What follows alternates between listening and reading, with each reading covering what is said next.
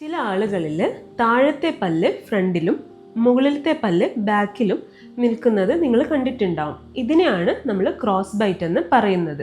Hi, I'm doctor Noora, specialist orthodontist, മെഡാക് മാത്തോട്ടം. പല്ല് സാധാരണയായി നിൽക്കുന്നതിൻ്റെ റിവേഴ്സ് ആയിട്ട് അല്ലെങ്കിൽ വിപരീതമായിട്ട് നിൽക്കുന്ന ഈ ഒരു കണ്ടീഷനെയാണ് നമ്മൾ ക്രോസ് ബൈറ്റ് എന്ന് പറയുന്നത്.